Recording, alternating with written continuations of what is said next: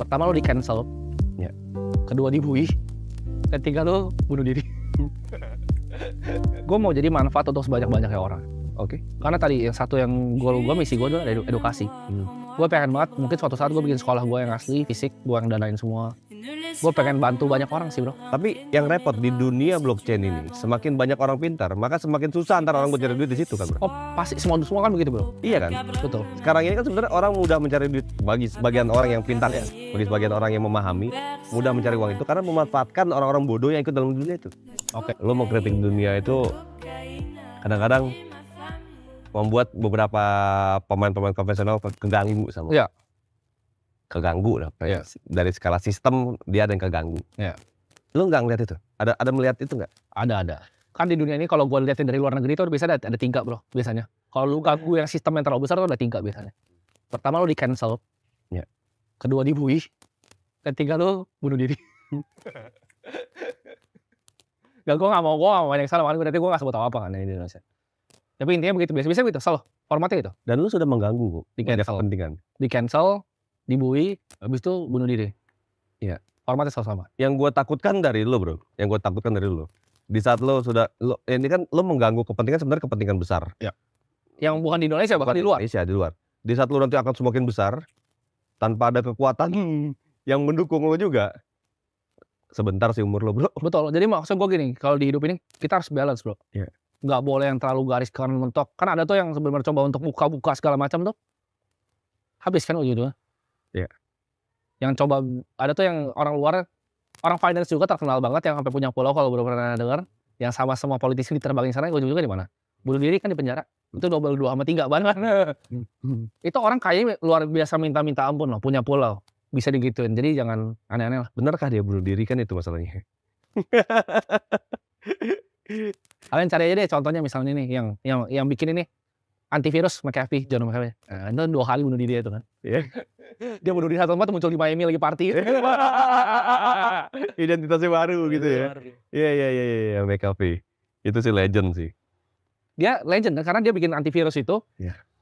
Karena dia bikin itu, ternyata ada agenda di belakangnya. Dia pengen tahu kan semuanya kan. Tapi semua komputer bahkan yang di departemen CIA semua pakai dia punya antivirus. Ya dia buka lah semua. Begitu dia buka, dia jadi orang gila kan, jadi paranoid kan. Iya. Kemana-mana udah bau becek sama bawa orang semua terus. Dia udah terlalu banyak tahu akhirnya kan. Terus dia diburu. Tapi orang gila itu bikin vlog waktu itu loh. Dia video, dia kabur ada kameramen nih ngikutin. Nah, agak sedeng dia.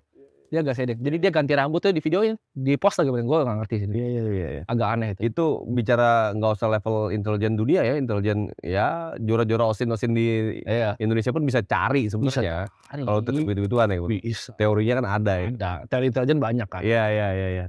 Tapi kan gini men ya, akhirnya lu melihat akhirnya dunia investasi ini apa sih sebenarnya men? Lu mau ngapain sih, goal lu ntar akhirnya ujungnya? Goal gue adalah Di saat lu di umur sekian ini lu udah dapetin sebenarnya apa yang orang-orang belum dapetin di umur-umur di atas lu bahkan ya. Iya. Lu udah dapetin nih sekarang. gue mau jadi manfaat untuk sebanyak-banyaknya orang. Oke. Karena tadi yang satu yang misi gue adalah edukasi. Gue pengen banget, mungkin suatu saat gue bikin sekolah gue yang asli, fisik, gue yang danain semua. Gue pengen bantu banyak orang sih bro. Karena gue dari dulu paling suka kayak misalnya, gue senang banget untuk donasi dari dulu. Tapi kalau gue bukan kayak artis-artis yang diposting-posting, gak perlu. Cuma itu something yang gue senang dari dulu. Iya. Gue happy aja rasanya. Kalau gue bisa bantu orang, dari uang gue jadi manfaat. Orang-orang terdekat gue tahu. Gue selalu begitu. Oke. Gue pengen jadi manfaat untuk banyak orang. Tapi untuk punya banyak manfaat, gue butuh uangnya sangat banyak bro. Karena masalah di dunia ini tuh terlalu banyak. Dan untuk bisa selesai at least sedikit aja. Gue bisa bikin dunia ini lebih baik sedikit aja. Itu gue butuh uangnya sangat banyak. Dari situlah gue cari industri apa yang bisa ngasih duit paling banyak. Industri finance. Ya, industri duit juga. Duit paling banyak kali ini di duit. Orang bilang kan ntar properti. Enggak. Uang paling banyak di duit. Iya. Di finance. Lu mau jadi kaya, go to finance. Belajarin duit secara gimana. Ya. Jadi untuk anak-anak Gen Z sekarang atau mungkin Gen A bahkan ya. Iya. Apa saran lo? Saran untuk anak Gen Z sekarang. Sebentar. Gua kepikiran sebelum tadi.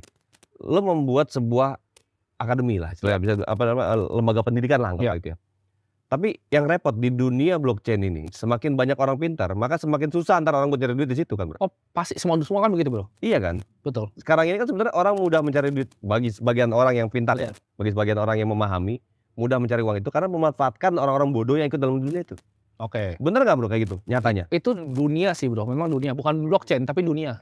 Memang begitu dunia ya? Hukum alam gitu ya? Politik. Iya, iya, Sama semuanya. Hukum alam bro. Oke. Karena kita hidup di kapitalisme di mana kita didorong oleh yang namanya self interest, kepentingan pribadi. Oke. Kalau kalian nggak mau telan itu Dan silahkan jadi golongan, komunitas. dan golongan ya? Dan golongan, betul. Dan kelompoknya? Self interest dia dan Kelompoknya? kelompok dia. Oke. Itu emang manusia kan dari dulu kan nge-tribe kan, terus tombak-tombakan. Itu nggak akan hilang, itu sifat dasar manusia.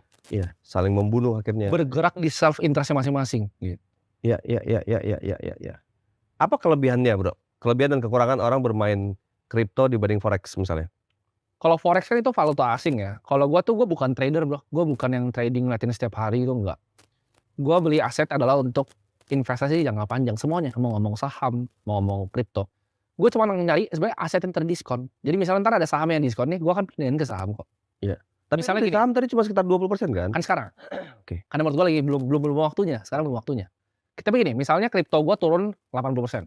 Saham ada yang turun nih yang gue suka banget turunnya 70%. Ya gue sikat ke situ. Gue nggak ada, ibaratnya gue nggak ada agamanya baru di investasi. Gue cuma nyari uangnya sebanyak mana di mana. Gue cari opportunity yang terbaik. Misalnya bro Vasco bilang gue, tim gini ada tanah di sini nih, kayaknya bagus nih.